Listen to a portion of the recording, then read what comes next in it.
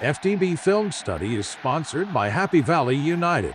To learn more about how you can support Penn State student athletes' NIL opportunities, visit happyvalleyunited.com today. What's up, guys? Welcome to another For the Blogging.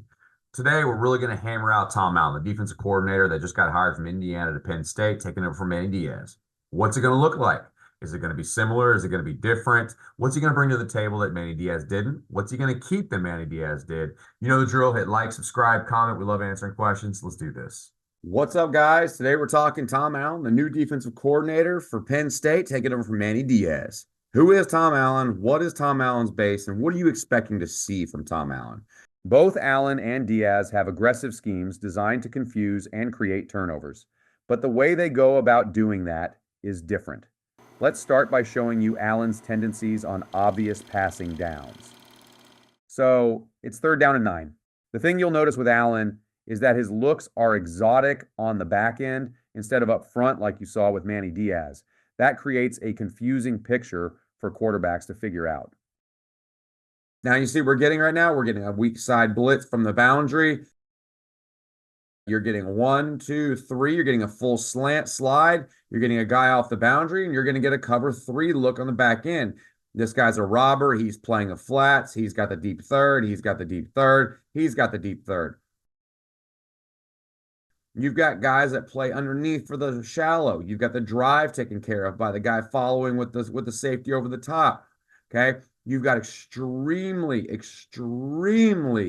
physical D linemen. But again, what I really like is I love how he plays super aggressive, and he's got a lot of coverage variabilities, I think, that are going to make it a lot better. And so this is going to put us in a situation at Penn State that you're going to get that idea of we're going to get aggressive, but we're going to get aggressive more on the back end than on the front end. So here we go. You can see it. You're going to see the full front look. I want to show you. You're getting that full slide. He loves the slant stuff. Okay, you're going to bring a guy off the edge. You're basically zone blitzing, so you're bringing these guys back. They're going to sit underneath. There's not much for the quarterback to see right here. You've got 2 guys in the window. You've got a guy trailing. You've got a guy over the top. But the thing about it is you've got a guy here who the quarterback never recognized, and you get yourself a pick.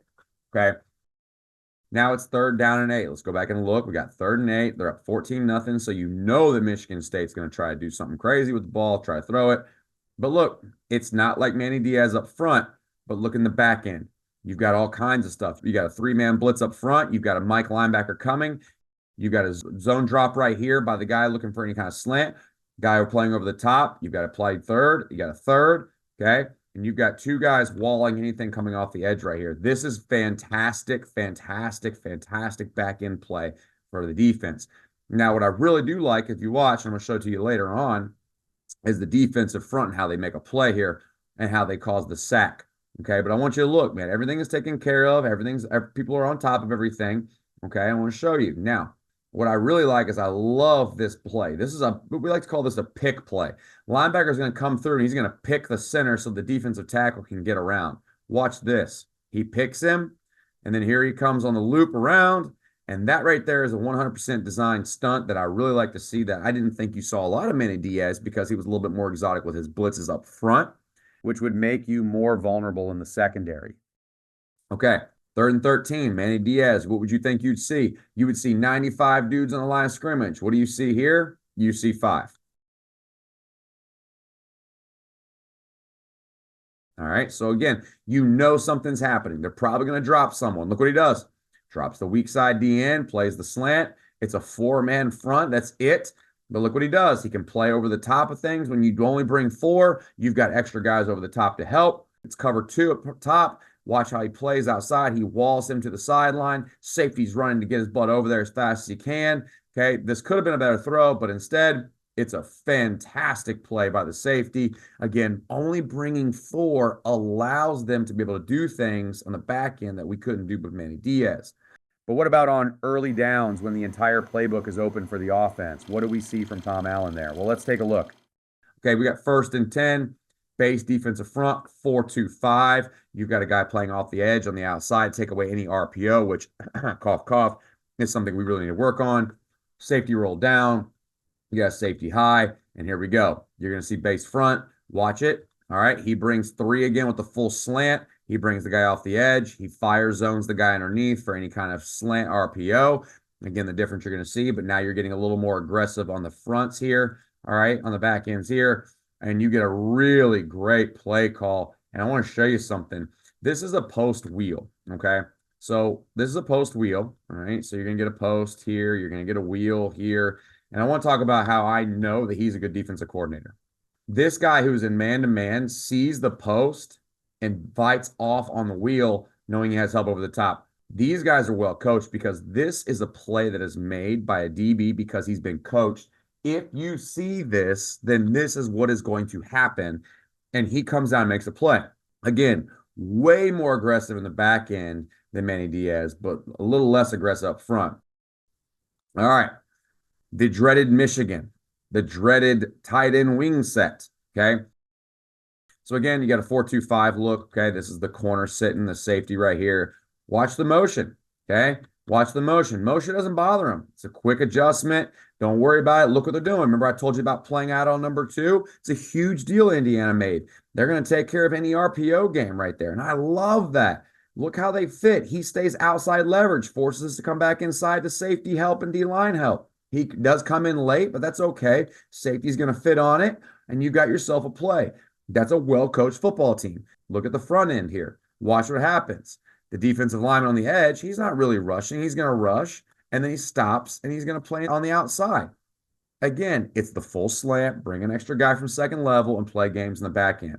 Okay, here we go. You're going to get a little trips bunch look to the boundary. Okay, so you have formation of the boundary, and it's compressed, which makes it hard. Okay, remember this play right here. This is the old truck play, the old buck sweep. We've seen a bunch of that Ohio State and Michigan have given us trouble with. All right, look at the play. Over the top, you've got a guy playing outside. This is not legal anymore because he's taking out the knees of the offensive lineman, but he maintains outside leverage, forces this thing where he wants it to go. You've got great fit. Here's the safety. It's a 3-yard gain. That is great freaking defense. I love it. It's sound. And again, it allows you, if you only bring 4, you have guys over the top to help you with things. The ability of Indiana's defenders to fit gaps and maintain gap integrity versus looks like this was real impressive to watch on tape. So here we go. 1st and 10. It's 31-21. You went from a 4-2-5 to a 3-man front. This is like a 3-2 because it's like a passing situation because they're down by 10. So you're going to see it. This is some of the exotic stuff he's going to run right here. And guess what? 3-man rush. Look at all the underneath players. You've got a Tampa 2 look. He's sprinting to the middle of the field. These guys have got Tampa 2. This guy's playing outside. These 2 guys have got deep halves, middle linebackers dropping to the middle. And look what you're getting. Again, it's cover 2. So what does the quarterback see? Quarterback sees the alley shot. So he throws the alley shot. But look how they're playing underneath everything. You've got a guy here. You've got a guy here. They're trapping what they want in there. That's a great job. I know they threw it right to him, but the reason he threw it to him is because of the great coverage in the back end. For a young Penn State secondary that struggled in the bowl game, Tom Allen's complex coverage concepts that we saw at Indiana should help their development and put them in better position to make plays on the ball.